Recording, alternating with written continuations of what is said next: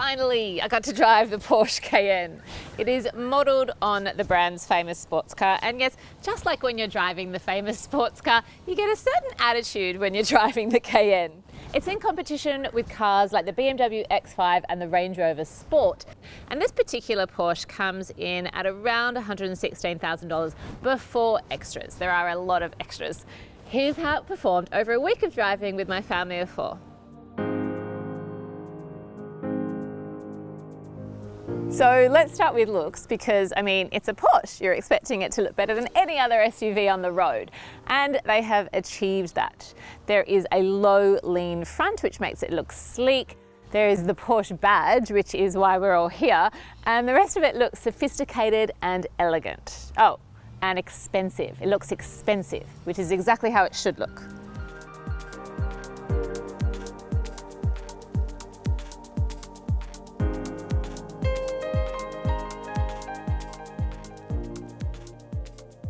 Inside is pretty luxurious. The interiors for this colour scheme are beige and black leather, and just so you know, anything with beige leather is always going to look amazing.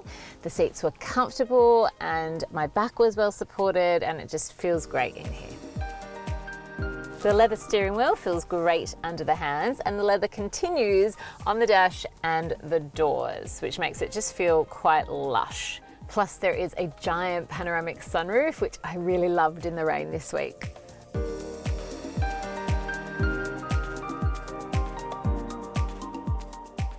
There is a full digital display with a digitalized center console area, which is very touchy. So if you're actually changing something on here and your hand brushes along the bottom, you will change settings. So be careful with that. But it looks amazing, and it's exactly how you want your Porsche to look.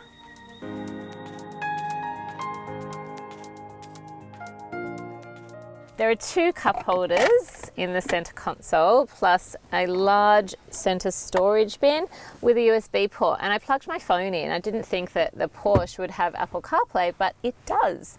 No Android Auto though. So you can connect via Bluetooth and still listen to your music and use maps. The sound is good in this car, turn it up. Everything in here is actually of a really high quality finish, and you do feel like you're in a Porsche, not a regular Porsche, but the SUV version. I'm not disappointed by the driving either. This car really goes when you press down on the accelerator, and I did go on a few highways this week, so I got to feel it.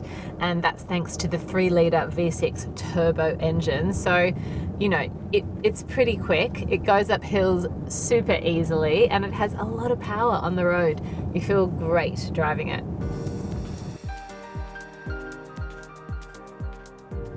It doesn't move like a sports car though. It's not quite as agile, so just remember that it's still an SUV. It does hug corners pretty nicely and handles really well though.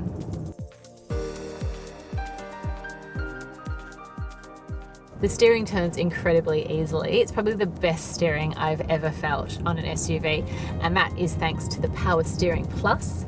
It does cost extra, but it makes it a cinch to drive and also a cinch to park, because it is a sizable car. You can definitely feel the bulk in this car, but the steering just makes it so easy. You do get a super clear reverse parking camera with a front parking camera as well, and also a 360-degree view. So you're covered.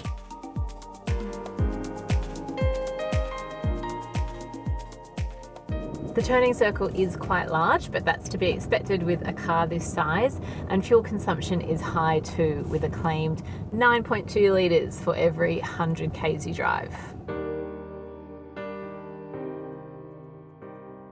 There were a few things that did surprise me that weren't included on the Porsche Cayenne.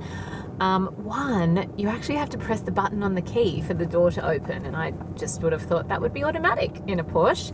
And 2, you have to turn the parking brake on and off yourself. Shock horror, I know. But you know what? Some other cars have it, and I would expect the Porsche to as well.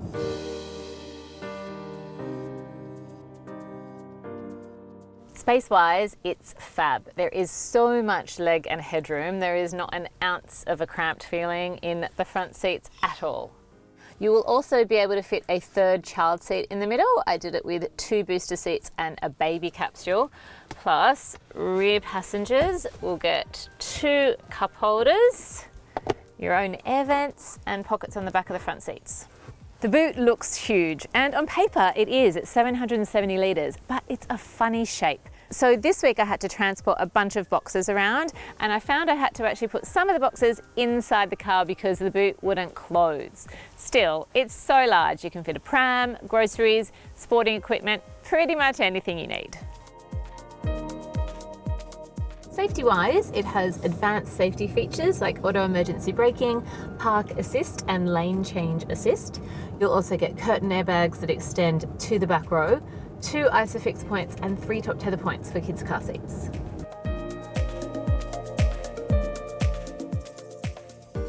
I was always going to love driving the Porsche Cayenne, and it didn't disappoint this week.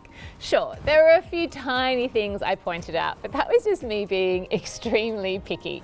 There is not much I would change on this car, except I would go for the e-hybrid version because it is quite high on fuel consumption, and with all this talk about energy, it's something we should start considering. I gave it a family rating of 8.5 out of 10. My kids gave it a 9. It was love at first sight.